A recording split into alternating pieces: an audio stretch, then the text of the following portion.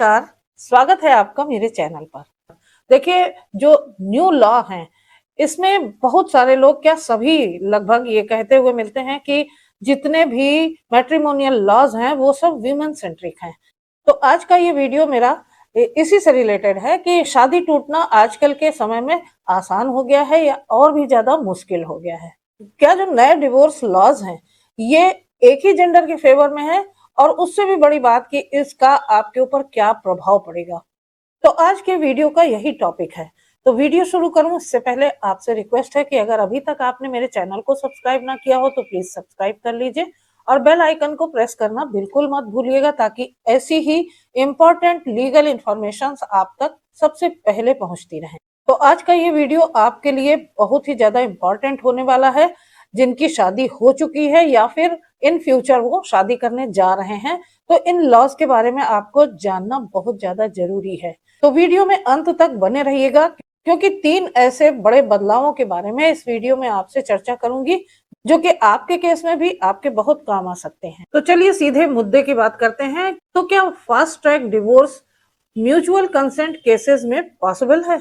तो आपको यहाँ बता दूं कि जहां पहले म्यूचुअल कंसेंट के जो केसेस होते थे उसमें भी लोगों को सालों साल कोर्ट के चक्कर लगाने पड़ते थे, धक्के खाने पड़ते थे। तो अब ऐसा नहीं होगा। खासतौर से म्यूचुअल कंसेंट के केसेस में आपको बहुत जल्दी और आसानी से तलाक मिल जाएगा, क्योंकि अगर दोनों पार्टी सहमत हैं, दोनों की सहमति बन गई है एक दूसरे के साथ, हर चीज के बारे में डिस्कस करके एक एप्लीकेशन कोर्ट में लगानी होती थी, और म्यूचुअल डिवोर्स की एक सेटलमेंट डीड भी वहां पर आपको लगानी पड़ती थी, जिसमें आपको एक एग्रीमेंट के तहत ये लगाना पड़ता था कि आपके बीच में एलिमनी को लेकर और चाइल्ड कस्टडी को लेकर और इसके अलावा प्रॉपर्टी वगैरह को लेकर क्या क्या सहमति बन गई है, ये सब आपको अपने सेटलमेंट डीड में लगानी होती थी। और कोर्ट में जाने के बाद फर्स्ट मोशन होता था, और फर्स्ट मोशन के बाद आपको 6 मंथ्स का एक कूलिंग पीरियड या हीलिंग पीरियड दिया जाता था, और उसके बाद 6 मंथ्स के बाद सेकेंड मोशन होता था। और सेकेंड मोशन के बाद ही ये तय होता था कि अगर फिर भी आप वो कूलिंग पीरियड के दौरान आपस में सहमत नहीं होते, एक साथ रहने के लिए तैयार नहीं है, तो फिर आपका डिवोर्स होता था। लेकिन अब ऐसा नहीं है। आप ये जो 6 मंथ्स का कूलिंग पीरियड है, हीलिंग पीरियड है, इसको वेव ऑफ भी करा सकते हैं, जिससे बाद में आपका जो 6 मंथ्स का पीरियड है, 6 मंथ का टाइम बच जाएगा।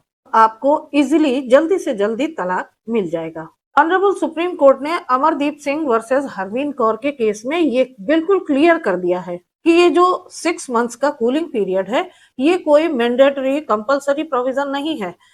ये एक डायरेक्टरी प्रोविजन है जिसे वेव ऑफ भी कराया जा सकता है। तो अमरदीप सिंह वर्सेस हरवीन कौर के केस को लेकर अगर आपके केस में भी इस तरीके का सिचुएशन आती है तो आप उसका फायदा उठा सकते हैं, और ऑनरेबल सुप्रीम कोर्ट के जो केसेस हैं वो और जो डायरेक्शंस हैं उनका फायदा हर किसी को मिलेगा। इसके साथ साथ जो दूसरा बदलाव आया है, चलिए उसके बारे में बात कर लेते हैं। ये उन लोगों के लिए है जिनका डिवोर्स केस अपने शहर से बहुत दूर कहीं चल रहा है, या फिर जो एनआरआई हैं, दूसरे देश में रह रहे हैं। तो अब ऐसे केसेस में डिजिटल हियरिंग का प्रोविजन लाया गया है।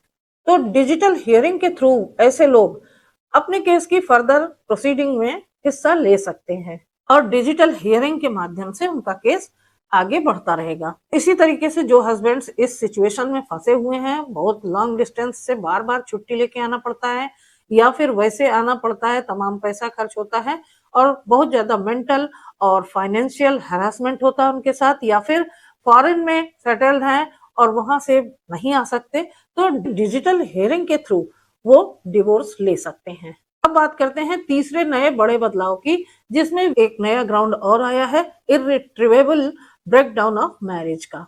तो अगर कोई कपल आपस में तलाक लेना चाहते हैं, उनके बीच में किसी प्रकार का कोई झगड़ा नहीं है, कोई लड़ाई नहीं है आपस में, लेकिन बन नहीं रही है, उनकी कोई केमिस्ट्री नहीं है, वो साथ साथ रहना चाहते ही नहीं है। क्योंकि पहले क्या होता था कि वाइफ को हस्बैंड के ऊपर और हस्बैंड को वाइफ के ऊपर तमाम सारे एक्यूजेशंस लगाने पड़ते थे, आरोप लगाने पड़ते थे, तभी जाकर और उनको प्रूव करने के बाद ही उनको तलाक मिलता था। लेकिन अब इस नए कानून के तहत ऐसा बिल्कुल भी नहीं होगा, क्योंकि हस्बैंड और वाइफ अब बिना किसी ग्राउंड के भी तलाक ले सकते हैं। और इसको नो फॉल्ट डिवोर्स भी कहा गया है। तो यहाँ पर इसका मतलब ये है कि अगर कोई हस्बैंड वाइफ बहुत लंबे समय से एक दूसरे से अलग रह रहे हैं, उनकी शादी कंप्लीटली ब्रेकडाउन हो चुकी है, उनके बीच में ऐसा कोई ग्राउंड नहीं है कि जिसके आधार पर वो तलाक ले सकें और उसको प्रूव कर सकें, और फिर भी वो एक दूसरे के साथ नहीं रहना चाहते हैं, एक लंबा समय बीत चुका है अलग रहते हुए, शादी को बचाने के उन्होंने काफी एफर्ट्स किए, फिर भी आपस में नहीं बनी, तो इसी ग्राउंड के आधार पर डायरेक्टली आप ऑनरेबल सुप्रीम कोर्ट से इर्रिट्रीवेबल ब्रेकडाउन ऑफ मैरिज के ग्राउंड पे तलाक ले सकते हैं। शिल्पा सैलेस वर्सेस वरुण श्रीनिवासन के केस में, इस केस में ऑनरेबल सुप्रीम कोर्ट ने अपनी inherent power section 142 of constitution के यूज करते हुए कपल्स को इर्रिट्रीवेबल ब्रेकडाउन ऑफ मैरिज के चलते तलाक ग्रांट किया था। तो इसी तरीके से अगर आपके भी केस में है और आपको भी इसी तरीके की सिचुएशन का सामना करना पड़ रहा है, तो सुप्रीम कोर्ट आपको भी 142 सेक्शन ऑफ कॉन्स्टिट्यूशन की अपनी पावर को यूज करते हुए इर्रिट्रीवेबल ब्रेकडाउन ऑफ मैरिज के तहत तलाक ग्रांट कर सकता है, आपकी शादी को डिसॉल्व कर सकता है। काफी सारे लोगों का ये सवाल होता है कि जितने भी मैट्रिमोनियल लॉज हैं वो वीमेन सेंट्रिक हैं, लेकिन यहाँ पर आप अगर ध्यान से इन लॉज को देखिए जो अभी मैंने आपको बताया, तो सच्चाई तो ये है कि यहाँ पर कोर्ट मेन और वीमेन दोनों की सेफ्टी और डिग्निटी को बैलेंस करने की कोशिश कर रहा है। वीमेन के लिए जो लॉ है वो प्रोटेक्शन और क्लैरिटी लाता है, खासतौर से जो अब्यूसिव मैरिज हैं उनके केस में, और पुरुषों के लिए बिल्कुल नए क्लियर प्रोसेस दिए गए हैं जिससे कि कानून का मिसयूज ना होने पाए, साथ ही पुरुषों को अननेसेसरी डिलेज का सामना न करना पड़े। इसीलिए डिजिटल हियरिंग और इर्रिट्रीवेबल ब्रेकडाउन ऑफ मैरिज जैसे नए आधार लाए गए हैं, नए ग्राउंड्स लाए गए हैं, ताकि पुरुषों को भी अननेसेसरी हैरेसमेंट और डिलेज का सामना न करना पड़े। तो अब चलिए जान लेते हैं कि आम लोगों के ऊपर इन लॉज का क्या प्रभाव पड़ेगा। तो मिडिल क्लास के जो लोग हैं उनको ये कानून फास्ट डिवोर्स प्रोवाइड करने का काम करेंगे, और कपल्स के बीच में जो इमोशनल ट्रॉमा है उसको भी कम करने की कोशिश की गई है इन लॉज के माध्यम से, उनके बीच में काउंसलिंग करा के और डिजिटल हियरिंग के थ्रू। हस्बैंड और वाइफ के बीच में चलने वाले एलिमनी और प्रॉपर्टी के जो मैटर्स हैं उनको भी क्लियरिटी से सॉल्व करने के लिए नए नॉर्म्स और प्रोविजंस का प्रावधान किया गया है। सबसे इम्पोर्टेंट चाइल्ड कस्टडी के ऊपर फोकस किया गया है कि जिसमें बच्चा इमोशनली और मेंटली सेफ रहे, ना कि सिर्फ लीगल टर्म्स फॉलो करे, बल्कि जो बच्चों का इमोशनल स्टेट है उस पर बहुत ध्यान दिया जाए। तो इन नए लॉज को लेकर मेरी ओपिनियन तो ये है कि एक बहुत ही प्रोग्रेसिव लॉज हैं, क्योंकि हर शादी का एंड जो है वो ट्रेजिक नहीं होना चाहिए, कभी कभी फ्रीडम भी एक हीलिंग का काम करती है। लेकिन हमारे देश में मिसयूज ऑफ लॉ भी एक रियलिटी है जो देखने को बहुत ज्यादा मिलता है। तो ऑनरेबल सुप्रीम कोर्ट के द्वारा ये दिए गए नए ग्राउंड्स के द्वारा इन लॉज को बैलेंस करने की कोशिश की गई है।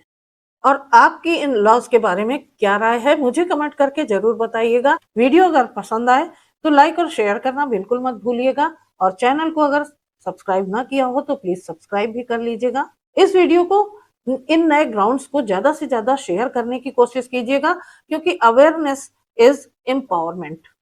तो फिर मिलती हूँ अगले वीडियो में एक नए टॉपिक के साथ, एक नई इंफॉर्मेशन के साथ। तब तक के लिए अपना ख्याल रखिएगा। आप सभी को नमस्कार।